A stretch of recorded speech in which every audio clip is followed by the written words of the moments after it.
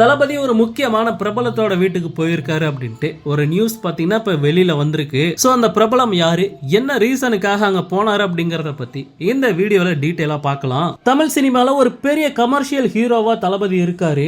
இந்த நிலைமையில தளபதி கோட் படத்துல நடிச்சு முடிச்சிருக்காரு. அடுத்த கட்டமா தளபதியோட கடைசி படத்தை டைரக்டர் ஹச் வினோத் இயக்க போறாரு அப்படிங்கிறது கிட்டத்தட்ட கன்ஃபார்ம் ஆயிருச்சு. இந்த படத்துக்கு அப்புறம் தளபதி முழுக்க அரசியல்ல இறங்க போறாரு.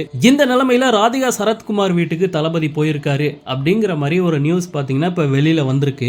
அதாவது ஒரு டைம் ராதிகா சரத்குமார் வீட்டுக்கு தளபதி போயிருக்காரு. அப்போ வீட்டுல சரத்குமாரோட பையன் ராகுல் தான் இருந்திருக்காரு. தளபதியை பார்த்ததுமே அந்த பையன் சரத்குமாருக்கு போன் பண்ணி கொடுத்திருக்காரு. சரத்குமார் தளபதி கிட்ட என்ன சொல்லியிருக்காரு அப்படின்னா, நான் கொஞ்சம் வெளியில இருக்க விஜய், என்ன பண்றது அப்படிங்கிற மாதிரி கேட்டிருக்காரு. அதுக்கு தளபதி, நான் உங்களை பார்க்க வரல, ராகுல் கூட கொஞ்ச நேரம் விளாண்டு போலான்னு வந்தேன் அப்படிங்கிற மாதிரி சரத்குமார் கிட்ட சொல்லியிருக்காரு. அப்போ ராகுல் சின்ன பையனா இருந்திருக்காரு. அதுக்கப்புறம் வாரிசு படத்துல தளபதியும் சரத்குமாரும் சேர்ந்து நடிச்சாங்க. அப்போ சரத்குமார் தளபதி கிட்ட சொல்லியிருக்காரு என்ன அப்படின்னா, என்னோட பையன் ராகுல் கேர்ள் ஃப்ரெண்ட பத்தி பேசிக்கிட்டு இருக்கான் அப்படின்ட்டு கோபமா சொல்லியிருக்காரு. அதுக்கு தளபதி, விடுங்க சார், இந்த வயசுல அப்படிதான் இருப்பாங்க அப்படின்ட்டு சரத்குமாரை பாத்தீங்கன்னா சமாதானப்படுத்தி இருக்காரு. சோ இந்த நியூஸை பார்க்கிற தளபதி ரசிகர்கள் என்ன சொல்றாங்க அப்படின்னா, தளபதி செம்ம கேஷுவலா எல்லா விஷயத்தையுமே டீல் பண்றாரு அப்படின்ட்டு கமெண்ட் பண்ணிக்கிட்டு இருக்காங்க.